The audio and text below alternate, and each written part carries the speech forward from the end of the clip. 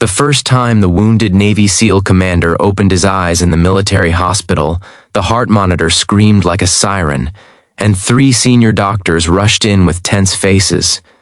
Blood, bandages, and the sharp smell of antiseptic filled the trauma room.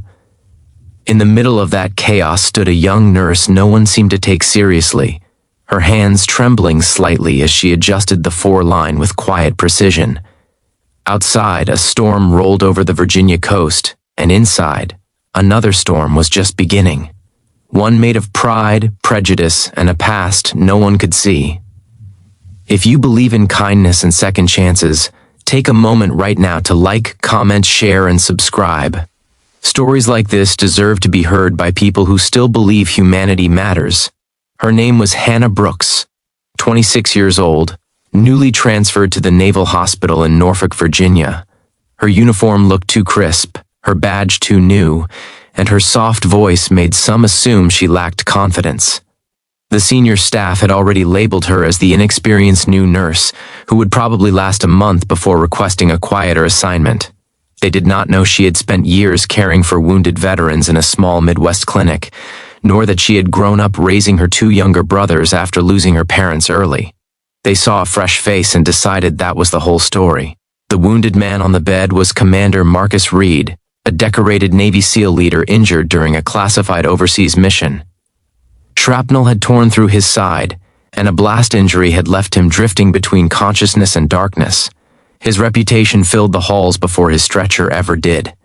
He was known as a fearless leader, a man who had carried teammates to safety under fire.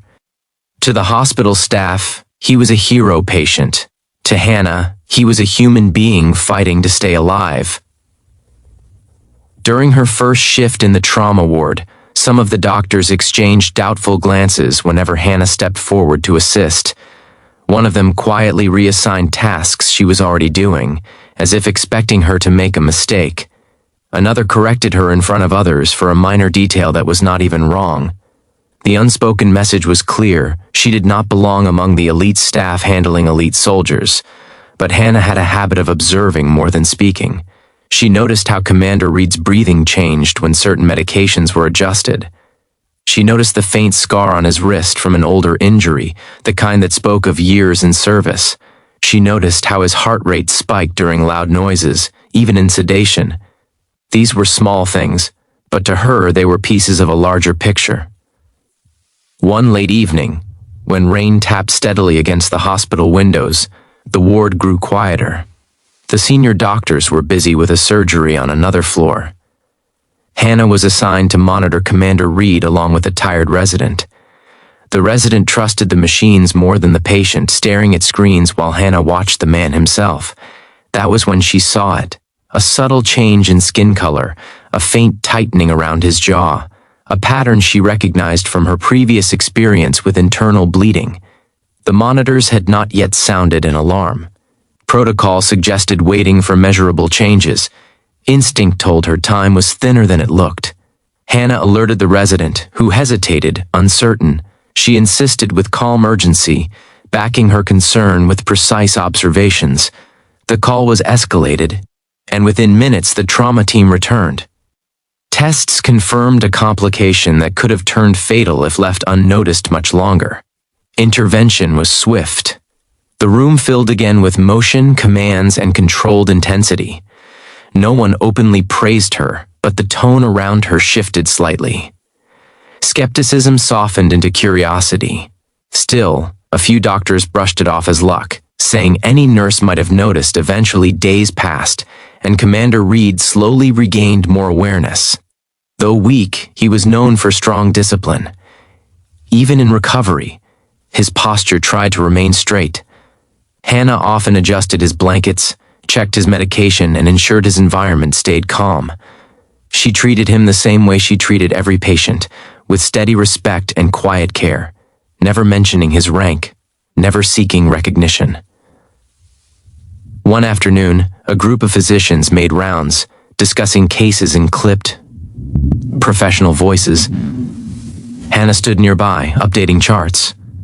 A subtle comment slipped from one doctor about how new nurses sometimes get overwhelmed in high-profile cases.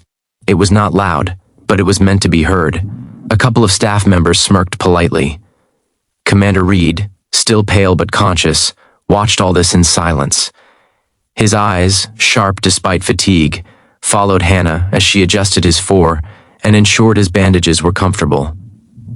He had been awake enough in recent days to remember fragments, her steady presence during the worst nights, the calm voice guiding him back when pain blurred his focus, the moment he was told a complication had been caught just in time.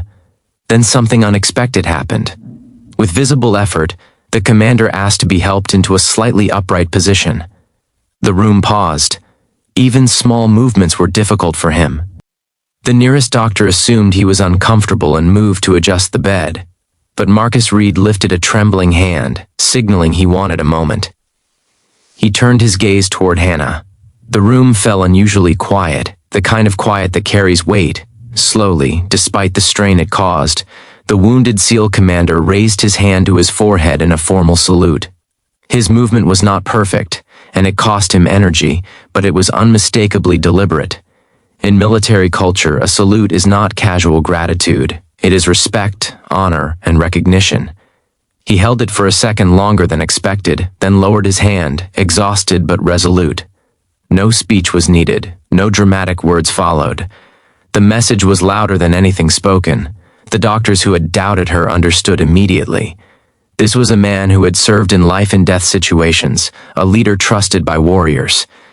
He did not salute lightly. He was saluting the nurse they had underestimated. From that day on, the atmosphere changed. The same staff who once overlooked her began asking for her input. Her notes were read more carefully.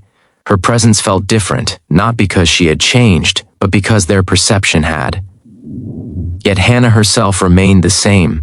She still walked softly, still double-checked medications, still treated every patient like someone's loved one. For her, the salute was not a trophy but a reminder that quiet dedication speaks louder than loud confidence. Commander Reed eventually recovered enough to be transferred for rehabilitation. On his last day in the ward, he gave Hannah a small nod of acknowledgement as he was wheeled away, the kind soldiers give when words are too small. She returned a gentle smile and wished him steady healing. Months later, a handwritten thank you card arrived at the hospital. It mentioned that true heroes are not only found on battlefields, but also beside hospital beds. Hannah tucked the card into her locker and continued her work, never telling the story unless someone truly needed encouragement.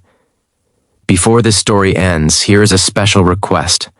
Comment where you are watching from and share one act of kindness you have seen or done. Your story might inspire someone else. The truth is, many people walk into rooms where they are underestimated. Some are judged by age, appearance, or silence. But character reveals itself in moments when no one expects it. Hannah Brooks never tried to prove anyone wrong. She simply tried to do what was right. And sometimes, doing what is right earns a salute from life itself. If this story touched your heart even a little, please like, comment, and share it with someone who needs hope today. Your engagement helps stories of kindness reach further than you think. Because in a world quick to judge, the quiet ones are often carrying the deepest strength, and the smallest acts can leave the biggest marks on human hearts.